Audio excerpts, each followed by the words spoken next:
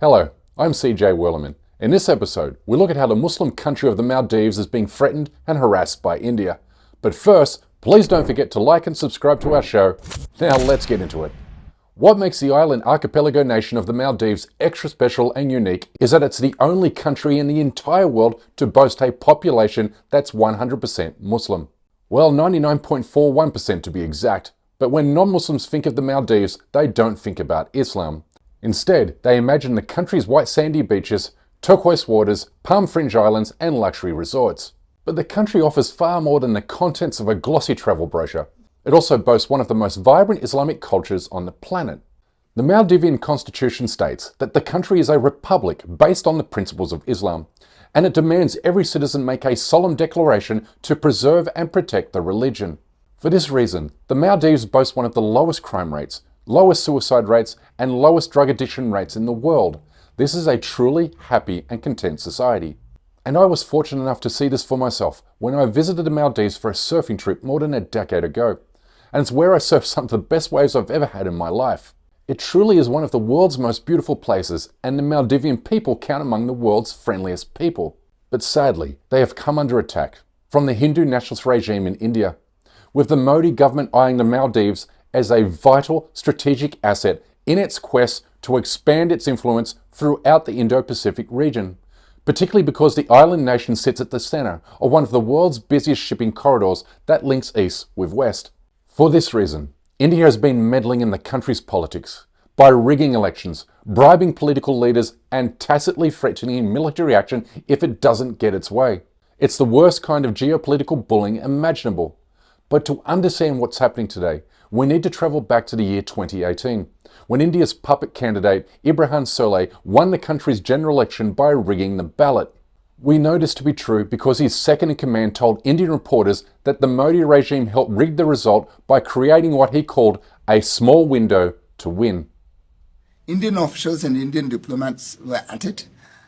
They knew that they can create a small window, and if we even get a millimeter, we knew we could go ahead and we could win the elections. So to start with, I think Indian diplomats were very, very clever. From the moment India's puppet seized power in 2018, he signed a secretive deal with New Delhi, allowing Indian military personnel to enjoy full diplomatic immunity and tax exemption status, thus constituting a violation of the Maldivian constitution, which states clearly that foreign soldiers may not be stationed in the country without full approval from the parliament. And he also signed other secret deals, including the construction of new Indian military bases that were sold to the public as infrastructure projects. When these documents were leaked to a local newspaper, the entire country took to the streets for weeks of protests, chanting, "India out."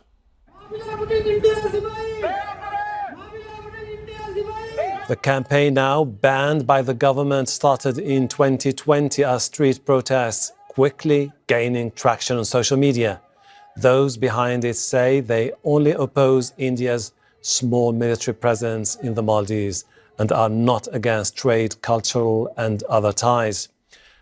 At the height of these protests 2 years ago, a Maldivian political leader explained to me, for this article, how the people fear being caught in the middle of a potential future shooting war between India and China in the increasingly contested Indian Ocean. He said the Maldivian people don't want to be forced into a choice between India or China. They just want to maintain their independence, sovereignty, and control over their own destiny. And this is why they ousted Solih in the general election held in September of last year and voted in new Prime Minister Mohamed Muizzu. New President-elect of the Maldives, Mohamed Muizzu, arrives at his party headquarters to smiles and handshakes. After starting the campaign as the underdog, Muizzu emerged with a clear margin that left no doubt about his victory.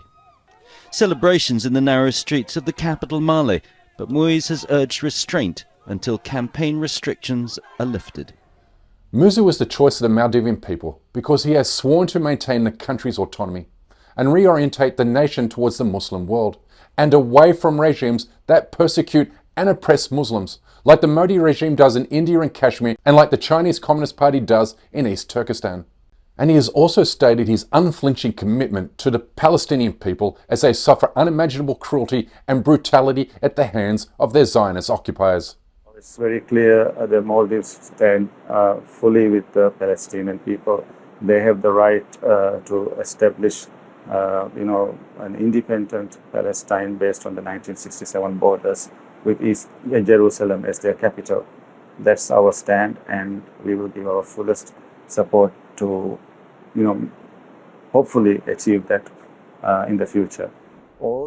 Musa is also building close ties with Turkey, as illustrated by this recent move to bring Turkish soldiers to the country to train their Maldivian counterparts how to operate advanced drone surveillance systems. And he has also angered India by announcing that all Indian soldiers stationed in the Maldives will be forced to leave the country by May 15. No Indian military personnel, not even those in civilian clothing, would be present inside the Maldives after May 10th. These are the words of the Maldives President Mohamed Muizzu. The same man, the same language. This statement... As you can see, the Maldives is getting back on its feet and standing up to Indian military aggression and the Hindu nationalist colonial enterprise, an enterprise that has served up nothing but vicious cruelty and discriminations to Muslims in India and Kashmir during the past decade. But in standing up to India, the Maldives has shown the rest of the Muslim world that Islamic countries can and should confront great powers that aim to dominate them into submission. I mean, take the Muslim majority country of Bangladesh, for example. The Maldivians have inspired their Bangladeshi brothers and sisters to launch their own India Out campaign. Because as we reported last year, the current Bangladeshi Prime Minister has cozied up to the Hindu nationalist movement to maintain her stranglehold on power. And as a result, Bangladeshi Muslims are suffering under India's colonial influence. It's therefore critically important that journalists and human rights activists be committed to exposing the bullying tactics of great powers in Muslim countries, which is why I urge my colleagues to keep a close eye on the Maldives, particularly because the Indian government is now stepping up its pressure campaign by escalating threats and punitive action against the small island country. We cut across to big news coming in on the same. Aviation and Tourism Chamber has now sought for Maldives boycott, wants the travel agencies to stop promoting Maldives. The travel body says invest in Lakshadweep instead. The Maldivian people will need every bit of assistance we can provide them in resisting the Indian colonial expansionist project. And you can do so by amplifying their voices on social media, especially because India will be doing everything in its power to remove the current Prime Minister and replace him with another pro-India puppet regime.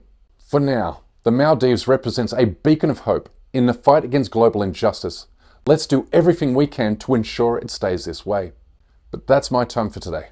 Please don't forget to subscribe to this channel, and we kindly ask you please support our effort to expose and confront injustices in the Muslim world by becoming a member of this show at patreon.com/CJ We can't produce, sustain and grow the show without your help, and we offer exclusive benefits to those who do. But for now, good morning, good evening, wherever you are, and stay blessed.